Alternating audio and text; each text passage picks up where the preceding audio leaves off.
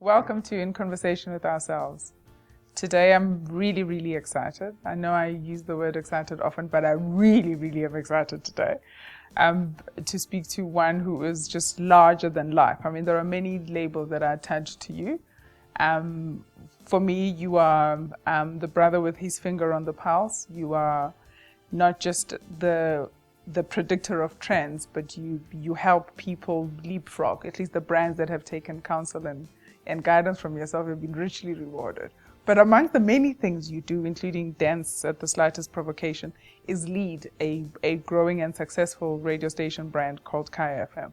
Are you the black MD of Kaya, or are you just the MD of Kaya? And whether either one of those titles matter? When I was asked to take over as MD, the brief did not say we're looking for a black MD. In fact, I've had to counsel a few staff members, who, because my predecessor was a white female, may have thought that, my gender and color of my skin had to do a lot with, why I was employed. And in fact, I remember saying, if any of those are reasons for my employment, then I will be the first one to say, no, you've got the wrong guy. So I was not the black Jesus to, save the blacks from themselves or whatever. I was, merely a radio guy. A guy who was fascinated by radio, a guy who's, been in radio for many years and who was very excited to take on a new assignment. Kaya was at a point where it needed to leapfrog, so to speak. So, I was, picked as the man for the job, and I took it for that. In addition to then being the MD who is black, who's leading a growing radio station, you also have this, it's not a fascination, because for you it comes from a place of consciousness, the definition of yourself as an Afropolitan, referencing the film Brown Sugar and somebody asking the other person, when did you fall in love with hip-hop? When did you fall in love with Africa? I must have been 12 or 13 when I figured that what my parents have been trying to teach me all along was to cross the street and see what's on the other side, both physically and mentally. People would ask, how do you define Afropolitan? And Afropolitans are really people who earnestly live in Africa. They invest in Africa. They see Africa as their future for their children. And I was taught that at a very young age. They are neither black nor white. I think the fact that it leans towards black is because the majority of our listeners are black. In essence, Afropolitans are those individuals who have a deep connection with Africa and they live for it.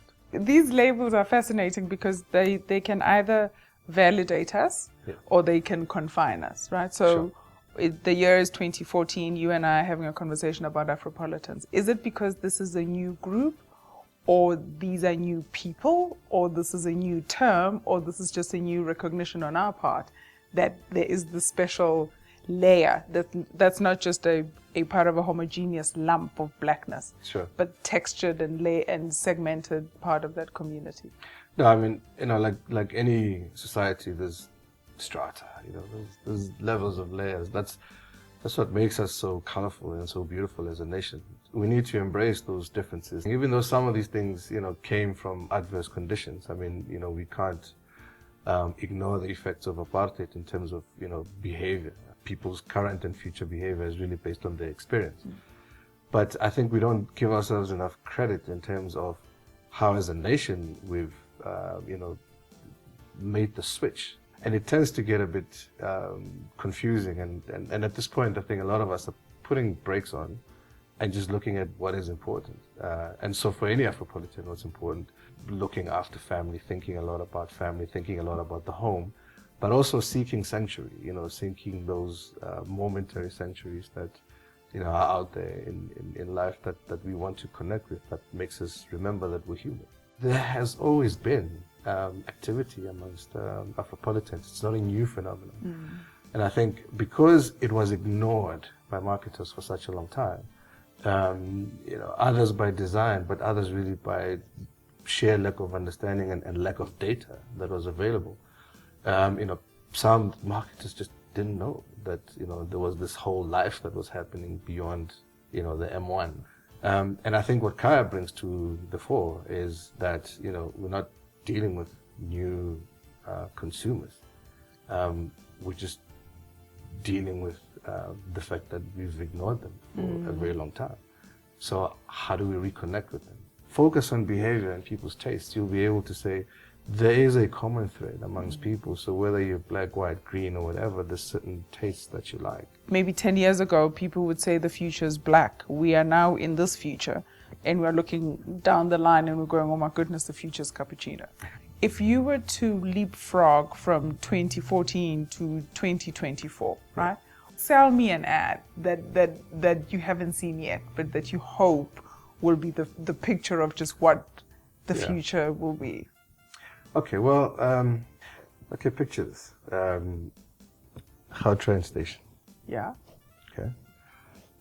Early morning, station is starting to fill up, and you've got this cappuccino, as you quite correctly put it. This cappuccino, you know, young boy, you know, standing against the rail, and you know, he's either on his phone or he's on his pad or something. Yeah. And you know, there's other people in the station, but there's this very beautiful looking white woman just standing off the platform edge. And as the train pulls in, you know, and the doors open, she looks back and she says to him, oh no, she doesn't. In that tone, in that language. We are living in a fascinating country that's changing at a rapid pace. But don't confuse the rate of change with the actual changes, because the actual changes are changes you've seen before. It's nothing new. It's the same changes that you would have gone through. They probably just happening faster, you know, in a different time with a different sector of the market. You know, you basically having to deal with the fact that, you know, that market was ignored for a very long time, you know, and therefore it will behave in a certain kind of way. So it's really kind of perhaps not jumping, but stopping for a second, you know, and just take a breath as a market and just look around you, you know, and then make a decision as to how you move, having taken the time to, you know, have a look around you, but look with open eyes, look with an open mind, you know, and don't look because you're trying to find yourself, you know, look because you're trying to find a space for your brand, you know, and a future for your brand. And you will find that those decisions will come, you know, much easier. You're able to guide your agencies easier. If the agencies are the ones that are doing the looking for you, they're able to guide you easier as well. As my mother often says, there's a reason why you got 2 ears and 1 mouth. It's so that marketers, I guess, eventually will stop talking and start listening. Absolutely. Because the intelligence is out there, right? You just have to tune into the radio frequency. And if you keep it on 95.9, I'm hearing you say, that's where the future lies. Bob's your uncle.